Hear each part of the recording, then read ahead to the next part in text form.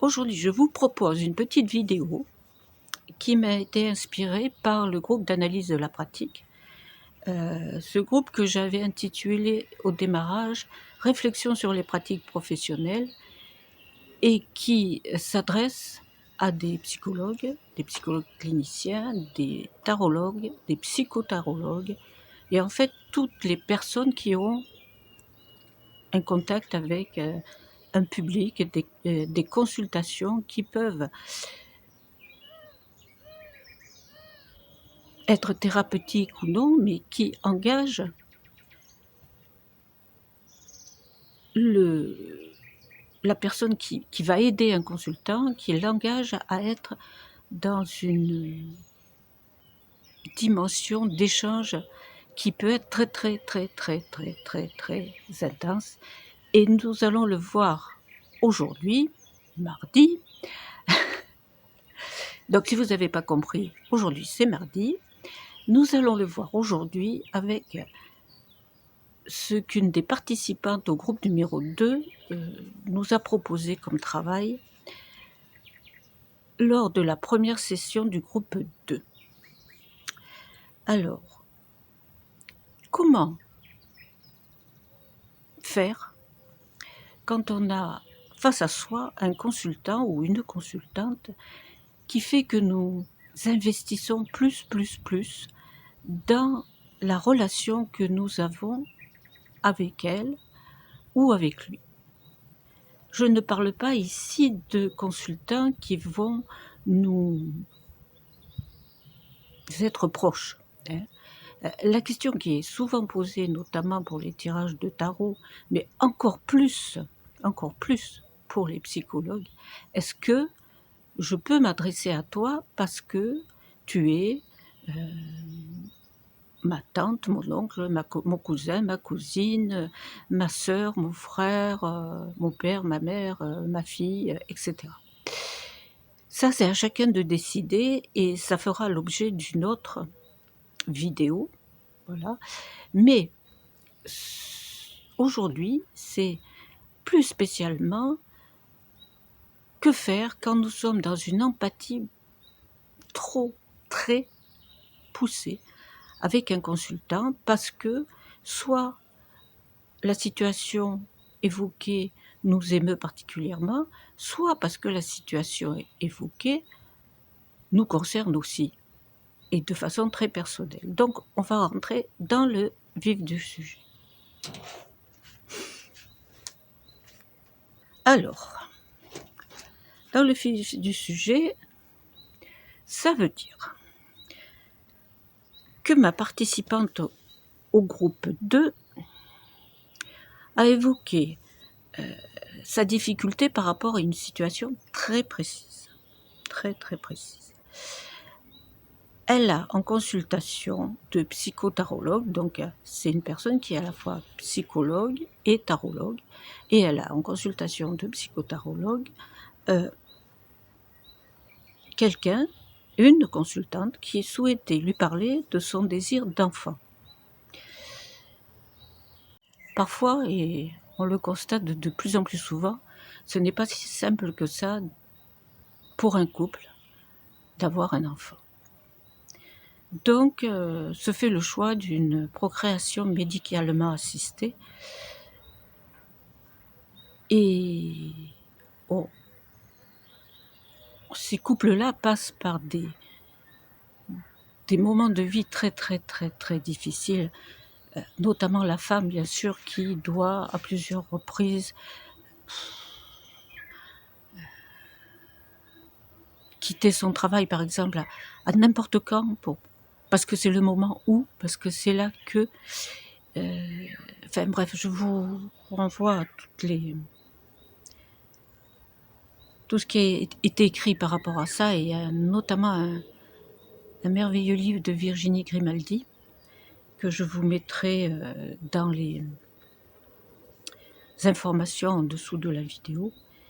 C'est pas facile du tout. Donc la consultante de notre collègue avait fait plusieurs tentatives et toutes avaient raté. Et face à cet échec, c'était pour le couple et pour elle notamment une déception très, très importante, très profonde, amenant presque un burn-out, enfin, même pas presque, c'était un burn-out, une dépression. Et donc elle a décidé de consulter un psychotarologue parce qu'à la fois elle avait besoin de, de quelqu'un qui allait se servir des cartes pour évaluer la situation. Alors je répète que quand nous sommes psychotarologues, nous n'avons jamais l'intention de prédire l'avenir, donc il n'était pas question pour notre collègue de dire si ce désir d'enfant allait être exaucé un jour ou l'autre. N'empêche que la consultante venait pour se faire tirer les cartes, mais venait aussi pour parler de sa dépression, de son ras-le-bol, de toutes ces tentatives qui ont tout échoué, et aussi pour parler de sa difficulté à laisser tomber et à penser à l'adoption. Pourquoi pas? Comme le proposait le mari, qui sentait bien que sa femme s'usait. C'est plus que s'usait, déprimée, était très très mal, et qui lui avait proposé, pourquoi pas, une adoption. Voilà. Donc, nous en sommes. Ma collègue, enfin notre collègue de groupe a été très touchée par cette histoire parce que c'est aussi la sienne. Et la question se posait, que faire quand, dans ces moments-là,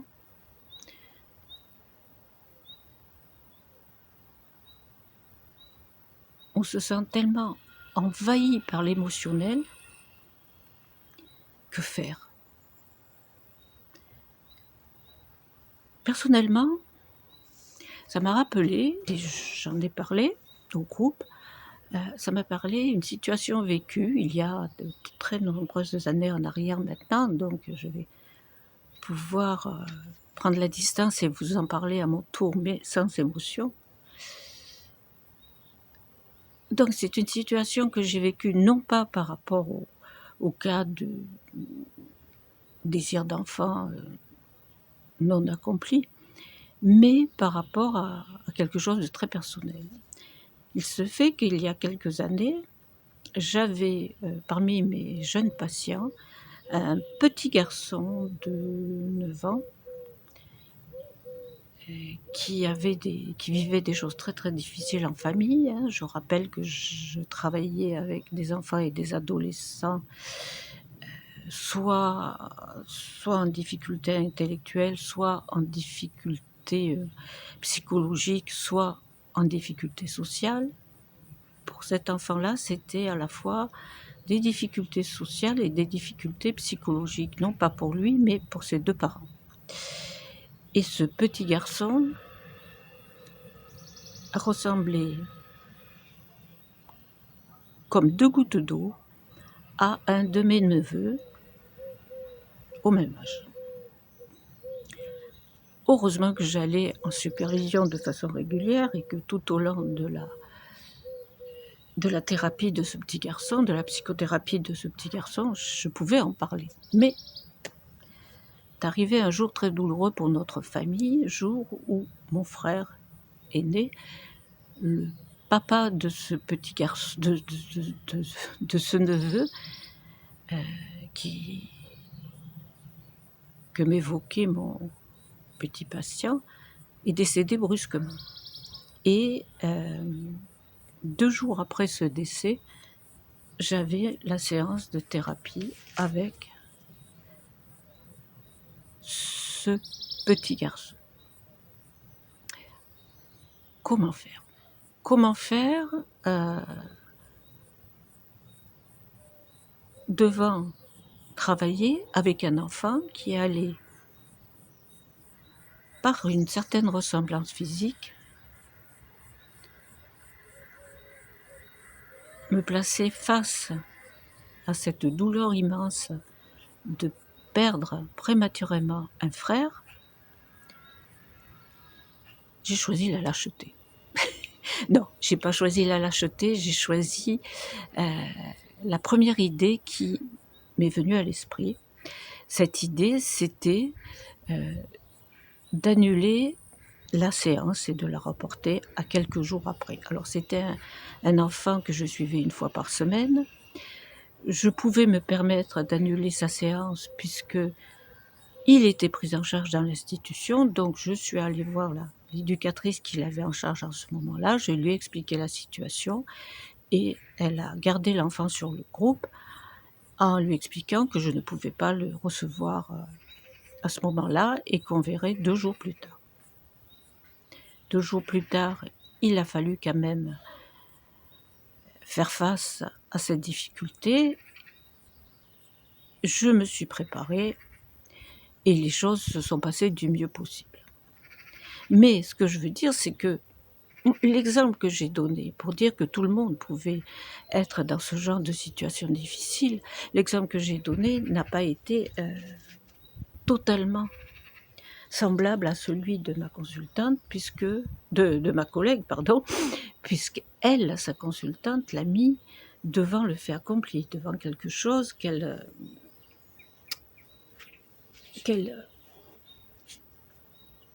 n'attendait pas.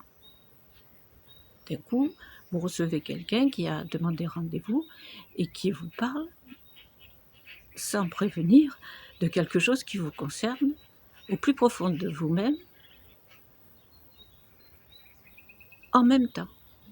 Dans le même temps, c'est pas du passé, c'est pas ce qu'elle a pu vivre, c'est ce qu'elle était en train de vivre. Comment rester neutre dans des moments comme ça? Donc, c'est impossible. Il faut lâcher prise. Lâcher prise, c'est pas prendre du recul.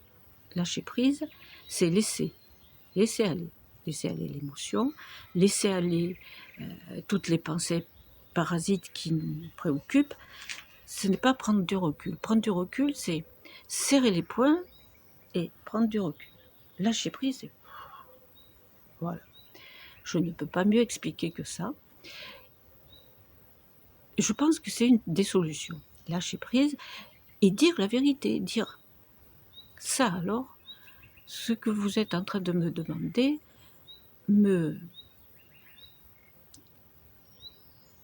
Et en le faisant comme ça, en prenant du temps, en laissant aller son émotion, ce que vous êtes en train de me demander me procure beaucoup d'émotions. Parce que c'est ce que je suis en train de vivre. Alors vous allez me dire, la neutralité bienveillante du psychologue. Eh bien non, il y a des fois où la neutralité bienveillante du psychologue, il faut savoir en faire fi et devenir un être humain. Donc à ce moment-là, soit il y a possibilité de reporter la séance à un autre moment, ce qui est quand même très délicat quand on a fait déplacer quelqu'un pour venir jusqu'à son cabinet, ou quand on fait une visioconférence et on a bloqué 1 heure, un temps donné, et la personne qui consulte a bloqué un temps donné, et d'un coup lui dire non, c'est pas possible. Je préfère arrêter, c'est pas possible. Et en plus, la personne vient vers vous avec une demande d'aide. Comment refuser cette demande d'aide? Moi, je peux pas. Donc, on y va. On y va. On dit que ça va être émouvant peut-être, qu'on va essayer de prendre de la distance. Et là, il y a 2 choses qui viennent nous solliciter. Première chose, en tant que psychologue, normalement, on devrait faire avec. On devrait pouvoir faire avec, dans la mesure où on est dans une position avec notre patient, je dirais d'égalité. Commence à faire chaud, dehors. Bon, enfin, je continue. Dans la mesure où on est avec notre patient dans une position d'égalité, c'est-à-dire dans une position où je ne suis pas le psy qui a le savoir, etc., et qui va tout dire. Non, je suis quelqu'un qui va proposer des solutions, des idées, et à vous patient de prendre dans les propositions ce qui vous parle, ce qui vous convient. Si on est psychotarologue et qu'on veut faire un tirage de cartes, qu'on nous demande un tirage de cartes, il va falloir apprendre à discerner dans notre tirage ce qui est de nous et ce qui est du patient.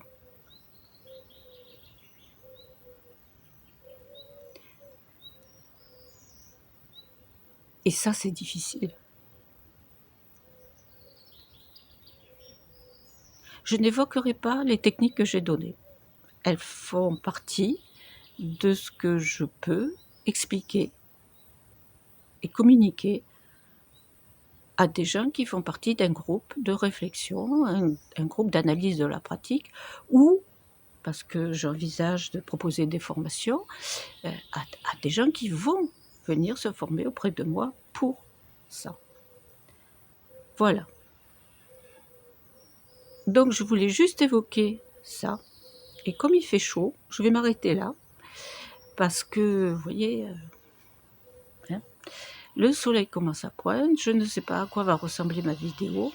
Par contre, j'ai proposé, après discussion avec le groupe, sur cette problématique-là, de faire un tirage et de voir ce qu'il en résulte et de voir ce que j'en tire pour moi et ce que les participants au groupe peuvent en tirer pour eux, et c'est ce que je vous propose de regarder maintenant.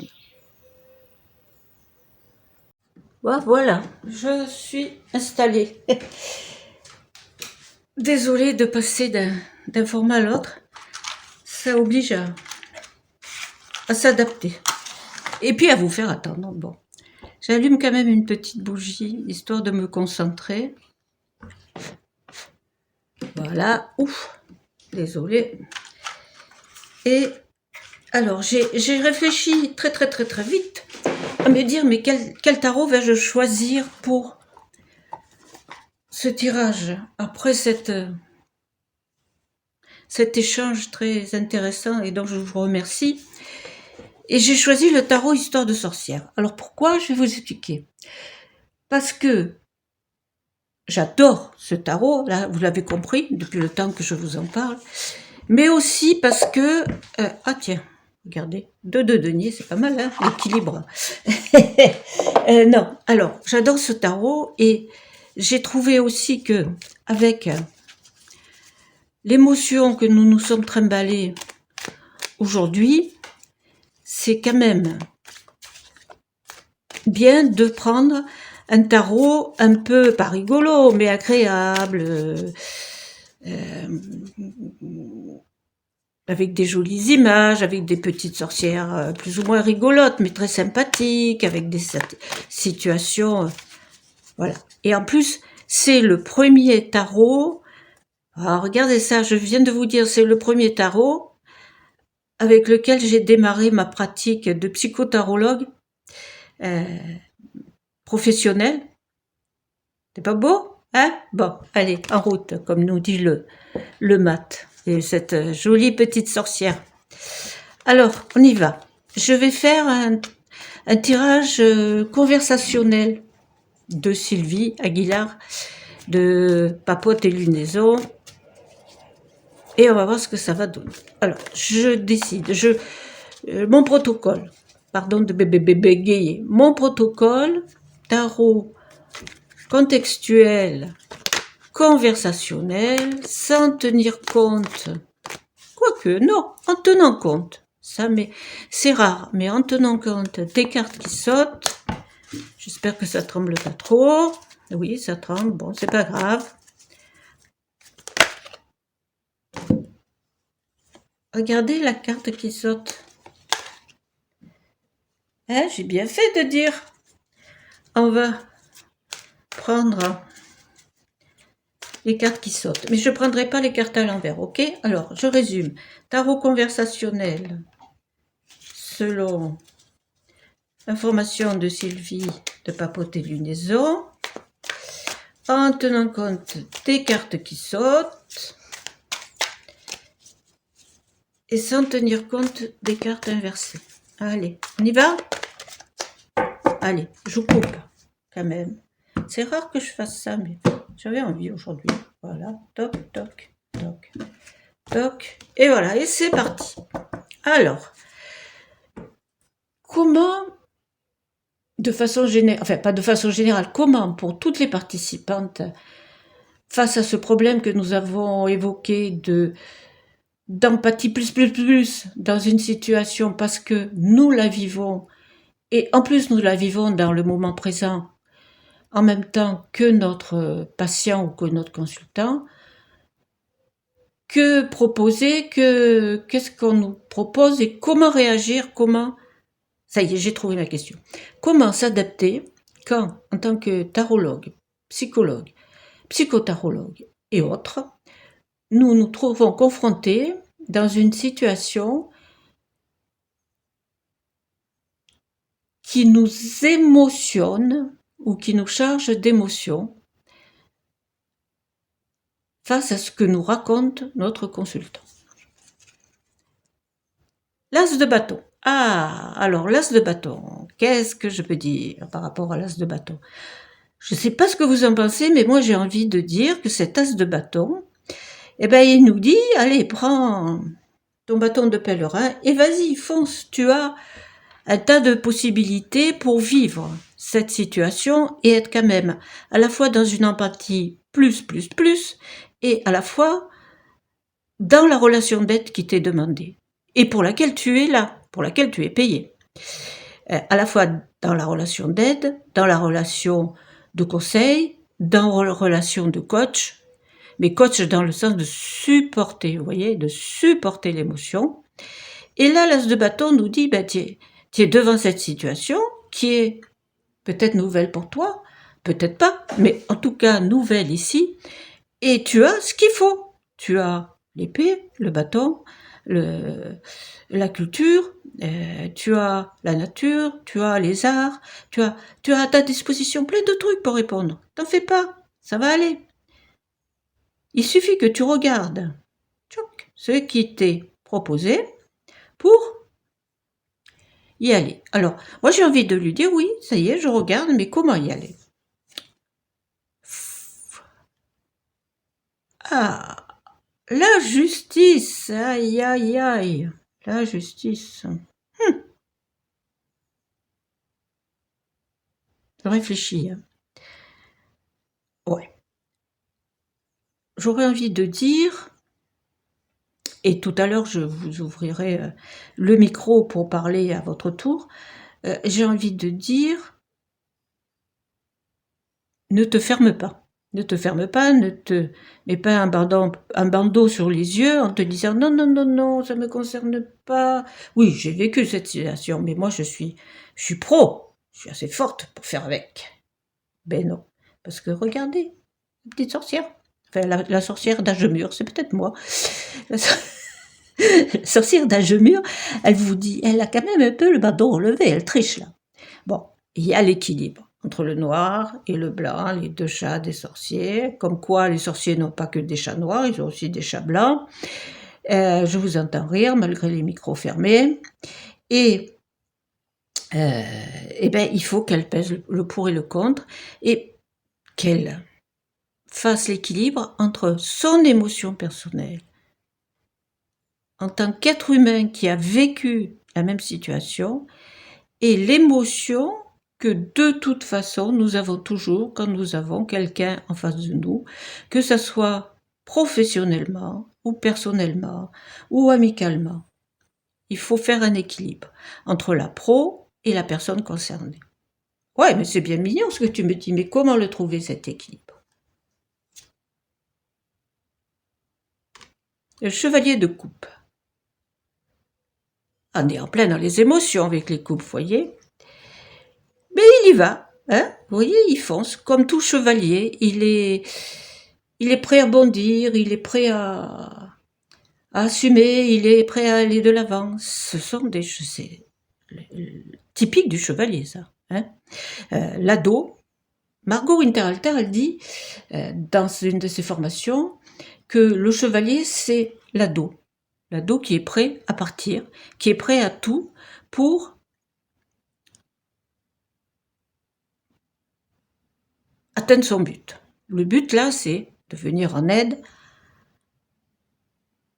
à notre patiente ou notre consultante, avec beaucoup d'empathie, je n'irai pas jusqu'à dire beaucoup d'amour, parce qu'il y a plein de petits cœurs sur la carte, je dirais avec beaucoup d'empathie, même si nous avons peur de nous casser la figure et d'être bouffés par le requin qui est en dessous, il est merveilleux ce jeu quand même, hein, il est merveilleux. Bon, et voilà, on y va, on fonce, on sait, et on essaye d'avoir un peu cette fougue de l'adolescent qui a une extrême confiance en lui-même et qui va droit pour atteindre son but. Notre but étant d'être le plus neutre possible et surtout d'aider et d'apporter un soulagement. Dans ce cas-là, c'est plus un soulagement en premier.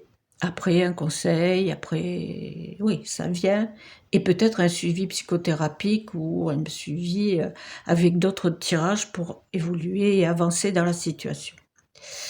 Voilà, bon, comme toujours tarot contextuel, la carte ouvre le jeu, avec, vous voyez, avec le regard, je vous donne des petits trucs de tarot contextuel.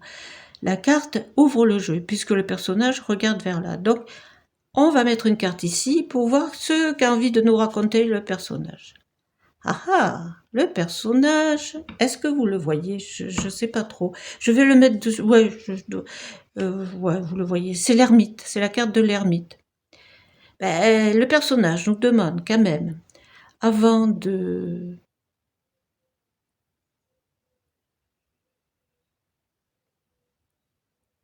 d'exposer tout ce qu'on a à dire à notre consultant, nous demande de faire un retour en nous-mêmes, un repli sur nous-mêmes pour réfléchir. Et là, je vous renvoie à des techniques de méditation, à des techniques de réflexion, à des techniques pour se mettre dans sa bulle, mais pendant un temps très rapide. Parce que vous avez le consultant en face, là. Et le consultant, vous pouvez pas lui dire « Attendez, je vais faire ma séance de méditation, ça va durer... Oh, allez, une petite demi-heure, 20 minutes, et je reviens vers vous pour voir ce que j'ai à vous dire. » Non. Ça, en tant que personne qui va recevoir des patients, vous allez devoir l'apprendre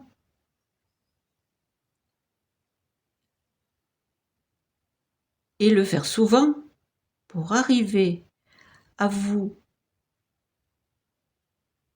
canaliser, à vous replier sur vous-même, à faire votre bulle en 3 secondes et à amener votre réponse en 5, 10 secondes. Alors, un des trucs que moi je fais, c'est la bougie. Fixez votre regard sur la bougie, ça va vous permettre d'être dans votre bulle. C'est pas la peine d'y rester longtemps, la réponse arrive. Je vais vous dire un truc, souvent, quand je discute avec vous ou que je tire les cartes, il y a un temps de latence. Voilà, comme là. Là, j'ai fait exprès. Hein.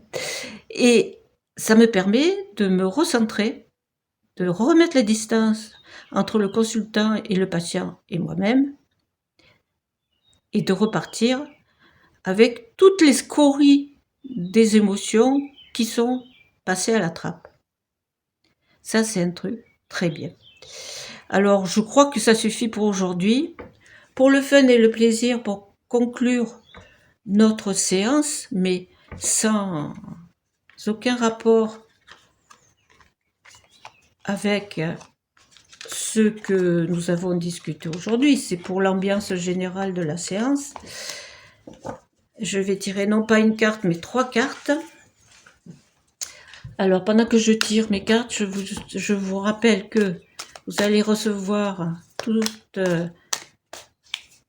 ce qu'il faut par rapport aux techniques comme la méditation ou la bulle, comment faire et tout, hein, dont j'ai parlé maintenant, par rapport au bouquin dont on a parlé pendant nos échanges. Et toi qui as parlé d'un livre qui a l'air très intéressant, ça serait sympa de me l'envoyer par mail ou par Messenger, comme tu veux, pour que je puisse le rajouter à la liste. Je vous mettrai les liens sur Amazon, mais vous n'êtes pas obligé d'aller sur Amazon. Vous pouvez aller sur n'importe quel site ou chez votre libraire habituel. Alors vous avez vu, il y a une carte qui a sauté. Je ne vous la montre pas parce qu'elle me concerne à moi. Bon, allez, notre séance. Qu'est-ce qu'on peut dire de notre séance? Eh ben, elle vous dit notre séance, allez, faites comme le page d'épée, mettez-vous en route, faites marcher votre cervelle, puisque les épées, hein, c'est le haut du corps, les épées, c'est l'intellect. Donc allez-y, les filles, prenez vos bouquins, brandissez votre épée, et rappelez-vous que vous n'êtes qu'un page par rapport à tout ça, comme moi d'ailleurs. Nous sommes toujours en début d'apprentissage. Chaque fois que nous avons la prétention d'avoir la science infuse, la science exacte et la vérité seule, nous, rappelons-nous que nous sommes des pages, d'épées, de coupes, de deniers, de bâtons, comme on veut, et que nous n'en sommes qu'au début de notre route, et qu'autant en psychologie qu'en tarologie, nous sommes toujours en train d'apprendre, toujours, et ça va durer toute notre vie.